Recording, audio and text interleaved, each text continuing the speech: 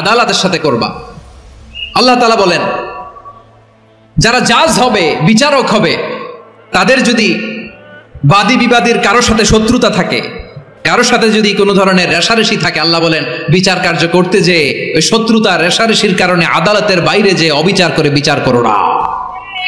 ওয়ালা ইয়াজরিমান্নাকুম شنآن قوم على ألا تعدلوا اعدلوا هو أقرب للتقوى واتقوا الله إن الله خبير بما تعملون। খবরদার কোন জাতির প্রতি, কোন গোষ্ঠীর প্রতি, কোন গোত্রের প্রতি আক্রোশ যেন তোমাদেরকে ন্যায় বিচার থেকে দূরে সরিয়ে না দেয়, বরং আমি আল্লাহর আদেশ হলো ইদিলু, তোমরা আদল করো, ন্যায় বিচার করো, সুবিচার করো, সুশাসন প্রতিষ্ঠা করো। হুয়া আকরাবু লিত্তাকওয়া, এটাই তাকওয়ার সবচেয়ে কাছাকাছি। সুবহানাল্লাহ বলেন। কোরআনের বিভিন্ন আয়াতে আল্লাহ তাআলা স্পেসিফিকলি ধরে ধরে বিচার করার সময় আমরা যেন আদল করি সেটা বলেছেন। কোরআনের কোন কোন জায়গায় আল্লাহ তাআলা এই আল আদ শব্দটা ব্যবহার করেছেন। আবার একই জিনিস ইনসাফ, সুবিচার, সুশাসন, ন্যায় বিচার, ন্যায় পরায়ণতা বুঝাতে আল্লাহ তাআলা কখনো কখনো আল কিসত শব্দটা ব্যবহার করেছেন। আওয়াজ করে সবাই বলুন আল কিসত। প্রিয় ভাইরা সবাই আওয়াজ করে আমার সাথে সাথে বলুন আল কিসত। আল্লাহ তাআলা বলেন ওয়া ইন হাকামতা ফাহকুম বাইনাহুম বিল কিসতি ইন্নাল্লাহা ইউহিব্বুল মুকসিতিন। যখন তুমি বিচার করবে, বিশ্বনবীকে উদ্দেশ্য করে অ্যাড্রেস করে বললেন, নবী হে, ইহুদিরা কোনো বিষয়ে মীমাংসার জন্য যদি আপনার দরবারে আসে, যদি বিচার করতে হয়, খবরদার অবিচার করবেন না। ফয়সালা যেটা করবেন কিসতের সাথে করবেন, ন্যায় পরায়ণতার সাথে করবেন, কারণ ইন্নাল্লাহা ইউহিব্বুল মুকসিতিন, নিশ্চয় আল্লাহ রাব্বুল ইজ্জাত ন্যায় পরায়ণশীলদেরকে বড্ড ভালোবাসেন। সুবহানাল্লাহ বলেন।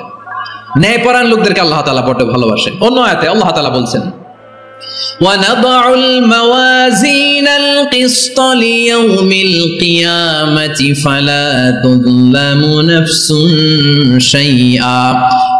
আমি কিয়ামতের দিন ন্যায়পরায়ণতার মানদণ্ড স্থাপন করব, যেটাকে আমরা মিজানের পাল্লা বলি। আল্লাহ বলেন ন্যায় বিচারের মানদণ্ড কিয়ামতের ময়দানে আমি আল্লাহ স্থাপন করব। সেদিন কারো প্রতি বিন্দু পরিমাণ, এক চুল পরিমাণ অবিচার করা হবে না, কোনো অবিচার করা হবে না। সেদিন সুশাসন হবে, সুবিচার হবে, ন্যায় পরায়ণতার সাথে বিচার হবে। আওয়াজ করে পড়েন আল্লাহু আকবার। তাহলে প্রিয় ভাইরা, যে তিনটি বিষয়ে আল্লাহ তাআলা আমাদেরকে আদেশ দিয়েছেন, তার প্রথমটা হচ্ছে আদালত, ইনসাফ, সুবিচার, ন্যায় বিচার। এটা আমরা চাই কি চাই না?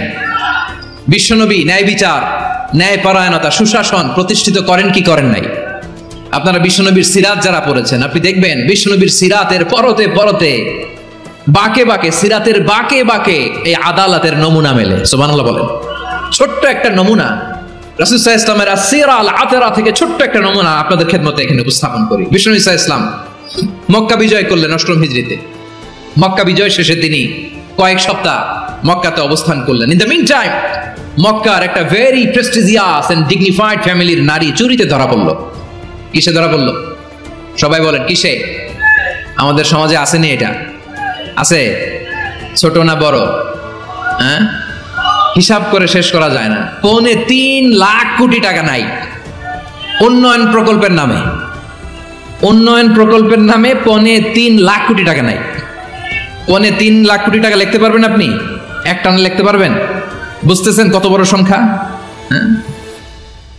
বনু মাখজুমিয়া গোত্রের এক নারী মক্কায় চুরিতে ধরা পড়ল। বলেন তো চুরি করলে বিধান কি? কি কাটতে হবে? চুরির বিধান হলো হাত কেটে দাও। দাও সেটা গোপনে নয়, প্রকাশ্যে জনসম্মুখে হাত কেটে দাও।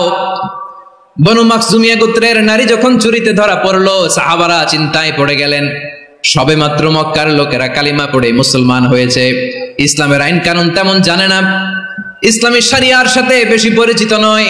এখনই যদি বিশ্বনবী চুরির যেই বিধান এটা যদি কায়েম করে হাত যদি কেটে দেয়, না জানি মক্কার লোকেরা আবার বিগড়ে যায়, না জানি মক্কার লোকেরা আবার মুরতাদ হয়ে যায়, না জানি মক্কার লোকেরা ইসলাম থেকে দূরে সরে যায়।